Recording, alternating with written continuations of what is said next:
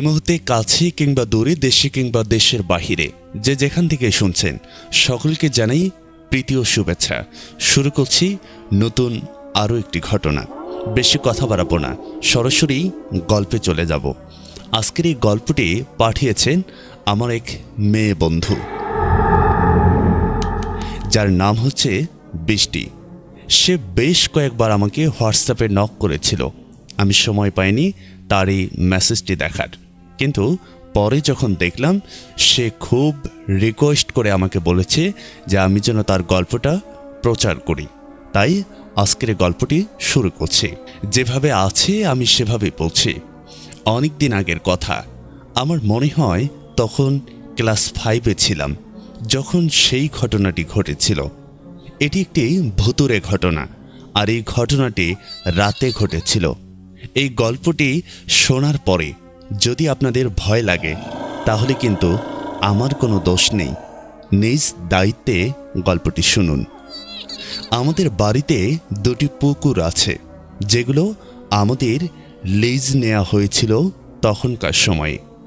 সেখানে অনেক মাছ চাষ করা হতো, আর এজন্য পানিতে পোনা ছাড়া হয়েছিল। তবে ওই সময় হালকা বৃষ্টি ছিল, আর আমাদের পুকুরগুলো যেহেতু জমির পাশে ছিল, সে অনুযায়ী কিছু দেশি মাছ পুকুরে নিয়ে আসার একটি পদ্ধতি ছিল। গ্রামাঞ্চলের এরকম পরিবেশের পুকুরের পাশ কেটে দেয়া হয়, যাতে পুকুরের পানি বেশি হয়ে গেলে সেগুলো জমিতে চলে যেতে পারে, আর পানি যাওয়ার কারণে জমির মাঝে থাকা এই মাছগুলো যাতে পুকুরে আসতে পারে। এইভাবে দেশীয় মাছ পুকুরে আনা হয়। তবে জমির যে কোনো মাছই আসে পুকুরে। এভাবেই আমাদের পুকুরে মাছ আনা হতো এবং অতিরিক্ত পানি বের করে দেয়া হতো। পুকুরের দক্ষিণ পাশে জমি ছিল। পুকুর আর জমির মধ্যে 10 থেকে 12 ফিট জায়গা আছে। জায়গাটা দিনের বেলায় কিছুটা অন্ধকার আর ভয়ঙ্কর লাগে।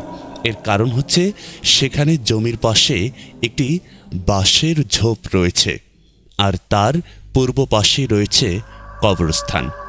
এর মাঝামাঝিতে বিশাল আকারের তেঁতুল গাছ আছে, যার কারণে জায়গাটা এমনিতেই কিছুটা ভয়ঙ্কর লাগে, আর রাত্রিবেলা তো আরও বেশি ভয়ঙ্কর লাগে। দক্ষিণা বাতাস গায়ে লাগলেও যেন ভারী লাগে ওই জায়গায়। আর এখানে পুকুর আর জমির মাঝে লম্বা করে ড্রেনের মতো কাটা হয়েছে পানি বাইরে নেয়া এবং মাছ পুকুরে নিয়ে আসার জন্য। তবে পুকুরের অংশে পথ বন্ধ করার উপায় রাখা হয়েছে। যাই হোক, সন্ধ্যাবেলায় আব্বু আর আমার এক কাকা গিয়ে পুকুরের পথ খুলে পানি বের হওয়ার জায়গা করে দিয়েছিল, কারণ সেদিন কিছুটা বৃষ্টি হয়েছিল।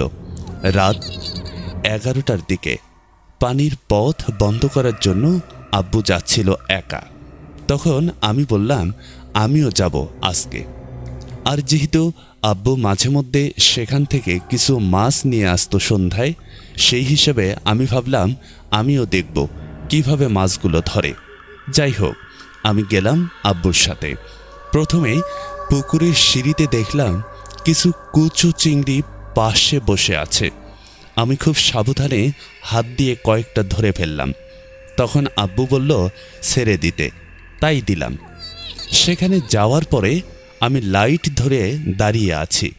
তখন দেখলাম একটা মাছ জমি থেকে পুকুরের দিকে ঢুকছে। তখন আমি আব্বুকে বললাম আমি মাছটি ধরব। তখন আব্বু বলল ধরো। এটি যখন পুকুরের কাছাকাছি চলে আসে এবং জালে আটকে গেল, তখন আমি মাছটি ধরে ফেললাম। 2 মিনিটের মতো এটি হাতে ধরে রেখেছিলাম। মাছটি নিয়ে আমি পানি থেকে অনেকটা দূরে দাঁড়িয়েছিলাম, যাতে মাছ পানিতে না পড়ে। তখন আব্বুর হাতে লাইট ছিল। হঠাৎ করে মাছটি আমার হাত থেকে পিছলে মাটিতে পড়ে যায়, কিন্তু পানিতে পড়েনি।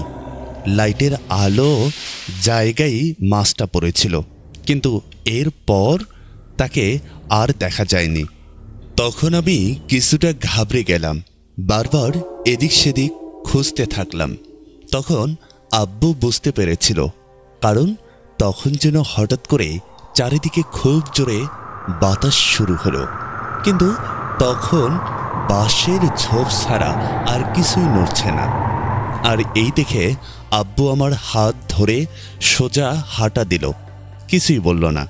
আমি আব্বুকে অনেকবার জিজ্ঞেস করলাম, কেন চলে যাচ্ছি, মাছটা তো পাইনি। আব্বু কিছুই বলেনি, শুধু বাড়ির সামনে এসে বলল মাছ পানিতে চলে গেছে। তখন থেকেই আমার মনে খটকা লেগে আছে, আব্বু এমন কেন করলো। আমার মনেও কিছুটা ভয় ছিল সেই পরিস্থিতির কথা ভেবে। মাঝে মাঝে তখন মনে হতো হয়তো অন্য কিছু। সত্যি এটি মাছ ছিল না, কারণ এইরকম আরও অনেক ঘটনা আমার আব্বুর সাথেই ঘটে গিয়েছিল। আমাকে কিছুই জানায়নি তৎক্ষণাৎ। ঘরে এসেও জিজ্ঞেস করলাম, আব্বু বলল এটি পানিতে চলে গিয়েছে, তাই দেখতে পাচ্ছি না। কিন্তু সত্যি বলতে অনেক খোঁজাখুঁজি করেছিলাম। তারপর ঘুমাতে গেলাম। যদিও সব সময় আমি আমার ছোট ভাই আলাদা ঘুমাতাম, কিন্তু সেদিন আমি ভাইসহ আব্বু আম্মু এদের সাথে ঘুমিয়েছিলাম। আব্বু নিজেই বলেছিল যে একসাথে ঘুমাতে, কারণ আব্বুর মনে কিছুটা ভয় ছিল। তার কয়েকদিন পর যখন হঠাৎ আমার ছোট ফুপু এলো, তখন এই রকম কিছু ঘটনা বলতে লাগলো। তখন বুঝলাম মাছ রূপী অন্য কিছু আমার হাতে এসেছিল। আর এটা ভাবার সাথে সাথে আমার গায়ে যেন শিউরে উঠল।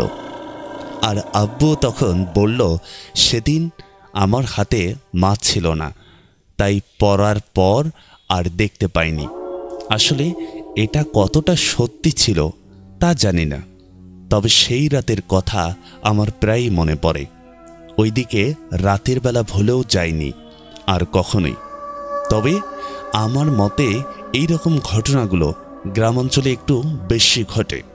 আর এটা আমি শুনেছি যে মাছের সাথে মিলিয়ে এই ঘটনা অনেক হয়। এই ঘটনাটি সম্পূর্ণ বাস্তব আর আমার সাথে ঘটে যাওয়া কাহিনী। এমন কিছু ঘটনা আমার আব্বুর সাথেও ঘটেছিল, তা আব্বুর কাছেই শোনা। আগামীতে আরও একটি পর্বে শেয়ার করব। যদিও বাস্তবিক গল্প শুনে কেমন লেগেছে আর আপনাদের সাথেও এইরকম কিছু ঘটেছে কিনা তা অবশ্যই জানতে চাই। আমার এই বন্ধুটি এমনভাবে গল্পটি লিখেছেন যেটা আপনাদেরকে শোনালাম, তবে ধন্যবাদ না জানিয়ে পারলাম না। এত সুন্দর একটি মজার ঘটনা, একেবারে বাস্তব ঘটনা আপনাদের সামনে তুলে নিয়ে আসার জন্য। দর্শক, আজকের এই গল্পটি আমাকে এখানেই শেষ করতে হচ্ছে। তবে যে যেখান থেকে এতক্ষণ গল্পটি শুনলেন কিংবা পরবর্তীতে শুনবেন, সকলের প্রতি প্রীতি ও শুভেচ্ছা জানিয়ে আজকের এই গল্পটি এখানেই শেষ করছি। সবাই অনেক অনেক ভালো থাকবেন, সুস্থ থাকবেন। সবার জন্য আন্তরিক ভালোবাসা রইল। সম্পূর্ণ এই ঘটনাটি মনোযোগ দিয়ে শোনার জন্য অসংখ্য ধন্যবাদ। আজকের মতো বিদায় নিচ্ছি। আল্লাহ হাফেজ। কথা হবে নেক্সট কোনো গল্পে। সে পর্যন্ত সবাই ভালো থাকবেন।